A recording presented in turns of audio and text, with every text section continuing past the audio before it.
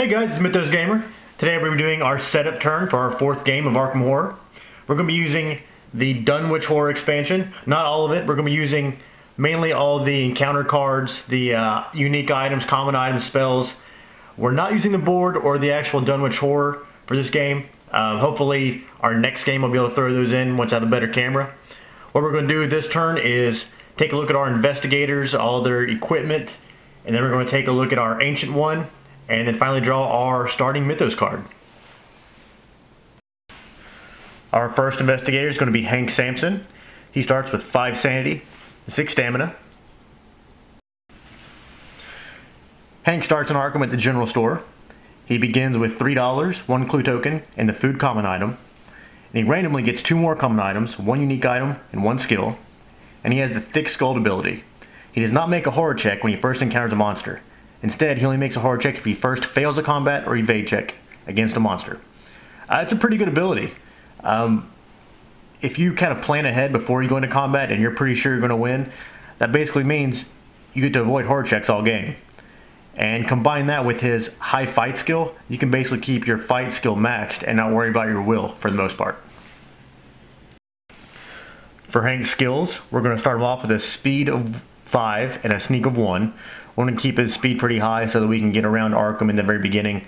Not going to be too many monsters out, and we need to get clue tokens, so start off with as high speed as we can. For his fight, we're going to start him at 5 with a will of 0. Again, because of his thick skull ability, will shouldn't be as big a factor for him as it is for other investigators. And because he's not a spellcaster, we're starting with a lore of 0 and a luck of 4. Now we're going to draw Hank's starting items. He already starts with the food common item. During any phase you can discard it to reduce any stamina loss by 1.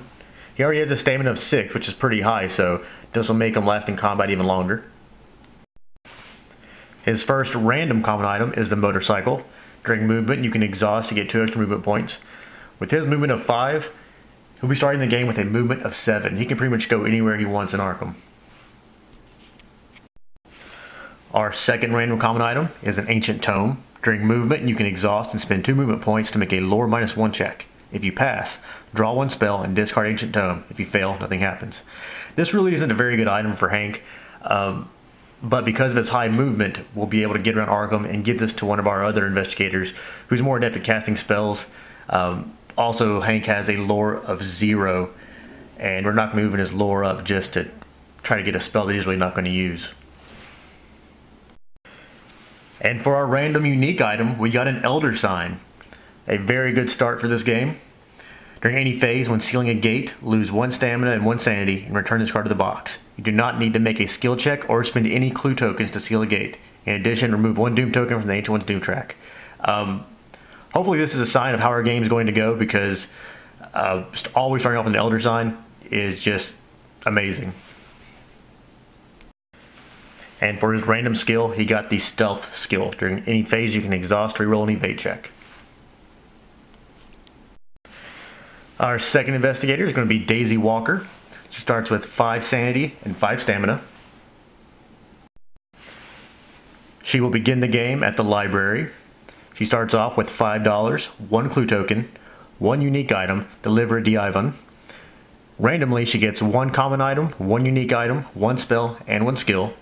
And she has 2 special abilities. Careful Reader. She never loses sanity from reading a tome. And Iron Will. Sanity cost to cast spells is always reduced by 1. This makes her one of my favorite spellcasters in the game. I'm not a huge fan of spellcasters in Arkham, but with her reducing the sanity cost by 1, that removes a whole lot of the drawback of using spells. For Daisy's starting skills, we're going to start with a speed of 4 and a sneak of 1, a fight of 3, a will of 2, a lore of 5, and a luck of 1. Now we'll take a look at Daisy's items. She starts with the Liver Divan, a tome. During the movement phase, you can discard and spend 2 movement points to make a lore -2 check. If you pass, search the spell deck for a spell of your choice and take it.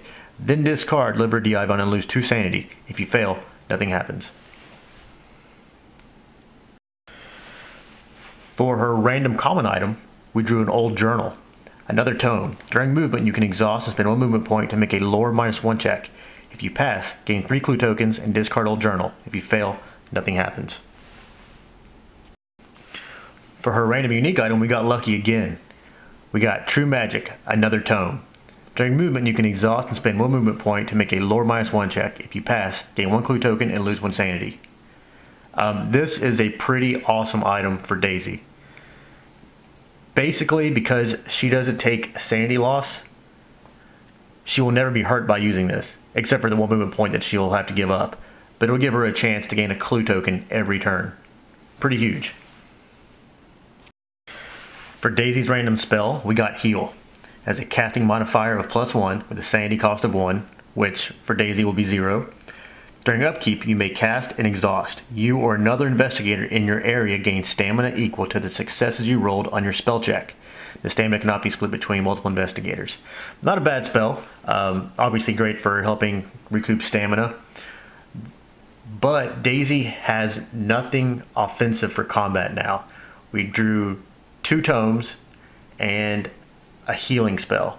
So we're going to have to try to figure out how to get her an offensive spell to actually help out in combat some.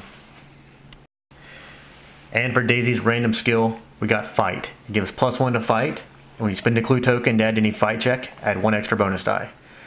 This brings her fight from 3 up to 4, which isn't bad starting out, but again, like I said, we're going to have to figure something out so that she can actually not be a pushover in combat.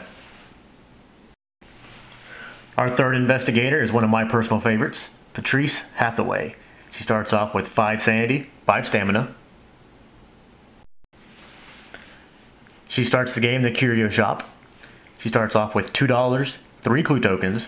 Randomly, she gets 1 common item, 2 unique items, 1 spell, and 1 skill. And she has 2 abilities, Inspiring. During any phase, Patrice may allow the other investigator to spend her clue tokens, even if they are not in the same location or world. This is an amazing ability. It lets her go around and pick up clue tokens, and other investigators can basically just pull from her. She also has the Ominous Dreams ability. She gains 1 clue token each time a gate opens, and she also gains 5 clue tokens when the 9th space on an Ancient One's Doom track is filled. Just something even more that gives her more clue tokens that other investigators can use to help seal gates or pass any kind of check they're having trouble with. For her skills, she can start with a speed of 4 and a sneak of 1, a fight of 4 and a will of 1, a lore of 5 and a luck of 0. For Patrice's random common item, we drew the Lantern, giving her +1 to luck checks. Her first random unique item is the Enchanted Knife, a magic weapon that gives +3 to combat checks. Her second random unique item is the Obsidian Statue. During any phase, you can discard to cancel all stamina or sanity loss being dealt to you from one source. For her random spell, we got Shriveling. As a casting modifier of -1, a sanity cost of 1, is a magical spell. During any phase, you can cast an exhaust to gain +6 to combat checks until the end of combat. This is really good. It is a one-handed spell, and she had the Enchanted Knife, which is also one-handed, so if we can cast this spell plus her knife, that'll give her +9 to combat checks. And for her random skill, we got the Will skill, giving her +1 to Will, and when she spends a clue token to add to a Will check, she gets a bonus die.